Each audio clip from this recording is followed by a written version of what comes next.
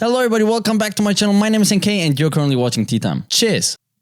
Lately, I have been expanding a little bit my sneaker horizon, to say the absolute least. Now, you guys know that I'm absolutely in love with Yeezys and I love every single pair of them, like I could not get enough. But especially lately, I have been reflecting a little bit and checking out a few different models. And in my personal opinion, that a real sneakerhead should have had these 4 shoes at least one time in their rotation. Now, I know that a lot of you guys are probably gonna disagree with these 4 pairs. Nevertheless, this is my opinion and let me share this one with you. I believe that every single sneakerhead, if you are a hardcore sneakerhead, should have had at least one pair of Jordans, preferable the Jordan 1, the Jordan 4 or the Jordan 5. So yes, any Jordan would be shoe number 1. The second pair that I think everybody should have owned at least one time in their life or have in their rotation is an Ultra Boost. Ultra Boost is currently pushing the limits with Boost, and I think everybody should have, at least right now in 2019, had at least one time an Ultra Boost in their rotation, if you're a die-hard sneakerhead. That being said, it really does not matter which Ultra Boost,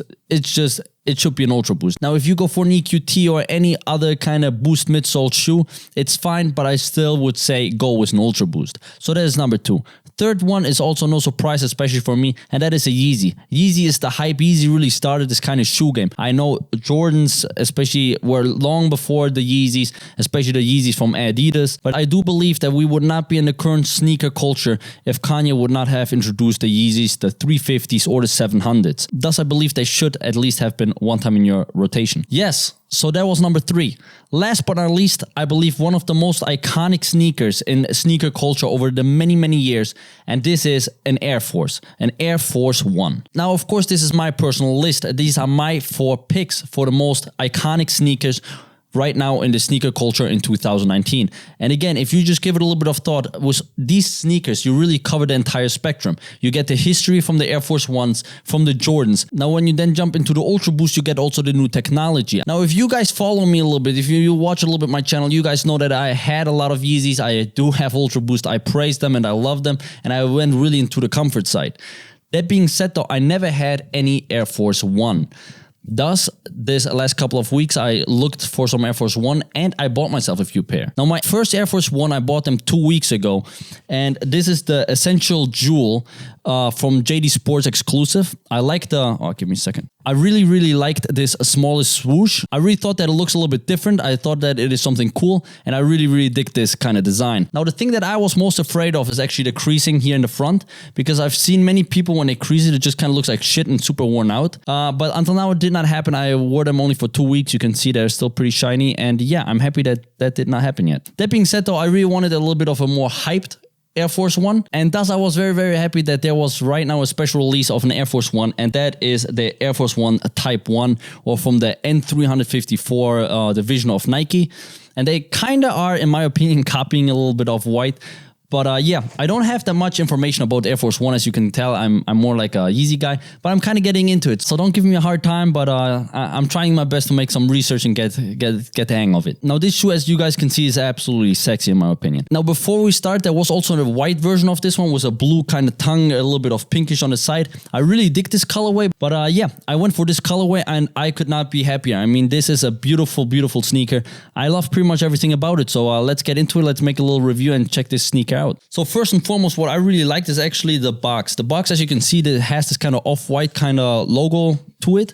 And this is on the side. I don't know if this is really a collaboration with Off-White. Everything that I researched about it kind of demonstrates that it's not. Nevertheless, I really get this Off-White vibe. Now, this is from the box alone, but also when we look at the sneaker, I mean, it is kind of this Off-White theme where you go from the inside out, you kind of deconstruct the sneaker. The first thing that really popped into my eyes was actually this tag. This tag looks totally different from all the other Nike tags, also from the other Air Force. For example, for my Essential Jewels, the tag was completely different. I mean, it was just a normal tag. This one looks a little bit more rugged. This one looks a little bit sleek. And yeah, I really dig it actually. So continuing the upper is of a very nice leather. It's actually a little bit softer than from the other Air Force that I felt in my past weeks where I was checking out pretty much all the Air Force in stores.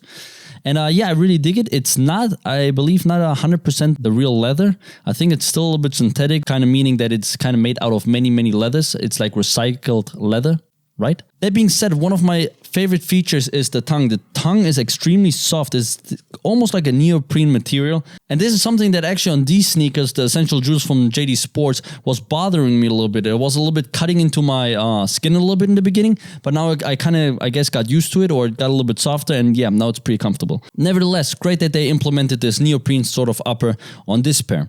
Now, probably one of the most essential features about this sneaker is actually this strap on the back. And it's not just actually for the looks, although it also looks pretty amazing if you ask me, but mainly it is also there to actually tighten the sneaker. Now, with most Air Force Ones, if you actually tried one on and one of these pairs are in your rotation, which this sneaker pair should be, you can now wear them actually unlaced. Or personally me, I really cannot. I really have to lace them up. If not, they're a little bit too loose and they don't really hug your foot. This, of course, also because of the material. I mean, when you compare this material to a material like the Ultra Boost, which is really like a sock, you can see how much back support there is and how it just kind of wraps around your foot. This does not really have it. So this kind of strap, I'm not sure if you guys can see it on this video, but kind of wraps around the inside of the sneaker. Let me show you. It is kind of these red stripes, if you can see them. This is Flyknit. And with this strap that's simple, you can really adjust this Flyknit and make it tighter. The Flyknit is connected to this sort of kind of neoprene tongue, as I described before, and it tightens it down. So even without the laces, it's pretty snug. And I tried this out myself, and I'm pleased to say that you can actually now wear some Air Force unlaced. By the way, if you were able to wear Air Force One unlaced before, that just means that you have some potato feet. I hate to break it to you, but yeah, that's just the truth. Now, the rest of the sneaker is not really big innovation, but there is a little bit of eye candy hidden here and there.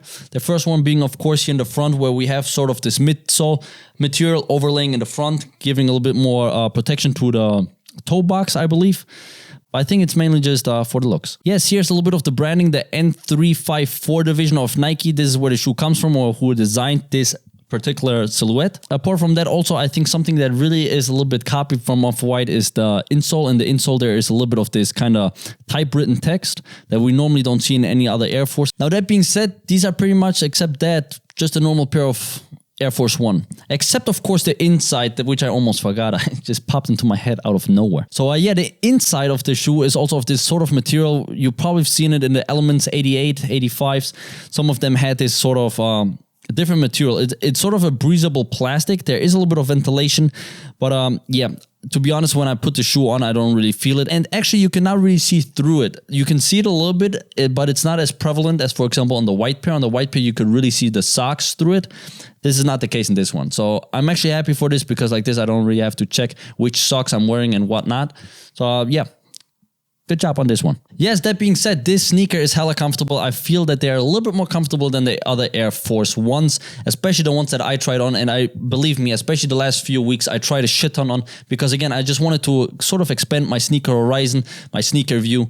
And yeah, this colorway definitely popped into my view, as well as the Essential Jewels. I can just recommend both of these sneakers to you guys. If you also don't have an Air Force One, go and grab yourself a pair if they're still available. If not, check out StockX. The prices are not that steep, so it's really in a reasonable range. That being said, thank you again so much for tuning in. For next week's episode, I have something extremely special. If you guys want to tune in, please subscribe.